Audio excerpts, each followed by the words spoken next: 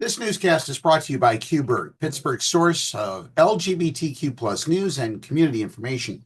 To learn more about QBird, visit their website at qbird.com.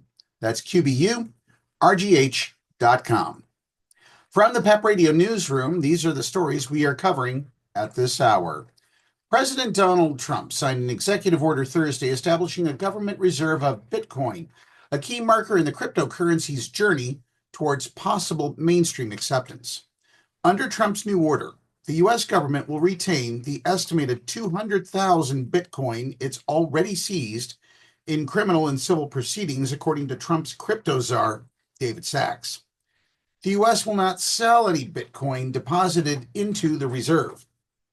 It will be kept as a store of value. The reserve is like a digital Fort Knox for the cryptocurrency, often called digital gold, Sachs said on a social statement on social media. The executive order calls for a full accounting of the government's Bitcoin holdings, which Sachs said have never been fully audited. He added that the U.S. government has previously sold off about 195,000 Bitcoin over the last decade for $366 million. He said those Bitcoins would be worth about $17 billion if the government hadn't sold them. Sachs said the order allows for the Treasury and Commerce Departments to develop budget-neutral strategies for acquiring additional Bitcoin.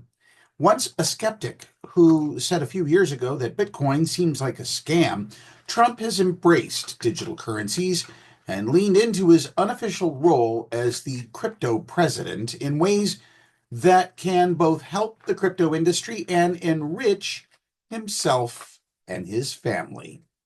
Wealthy players in the crypto industry who felt unfairly targeted by the Biden administration spent heavily to help Trump win last year's election. Go figure. Turning to bathroom news from an Arizona Walmart. A cisgender woman in Arizona speaking out after she says she was harassed by cops in the women's restroom of a Tucson Walmart late last month.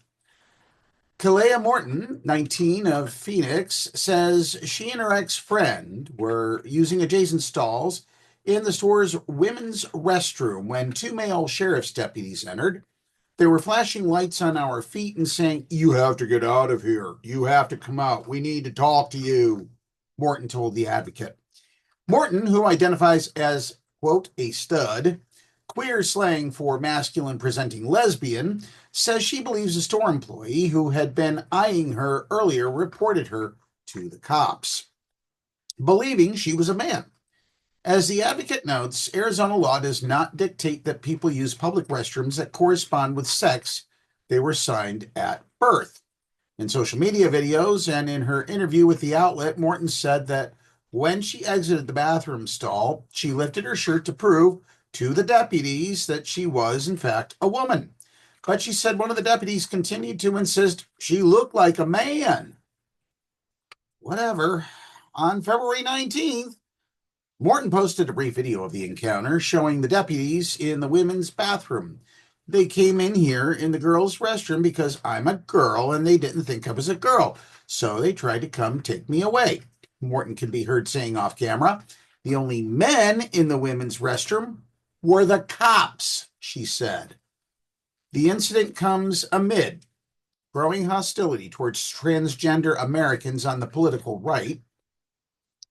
Republicans, including the president, have framed laws restricting transgender women's and girls' access to public facilities like bathrooms and locker rooms as efforts to protect cisgender women and girls. But critics have long argued that such restrictions will, in fact, inevitably lead to greater policing of all women's gender presentation and invasive, potentially dangerous confrontations like the one Morton says she endured.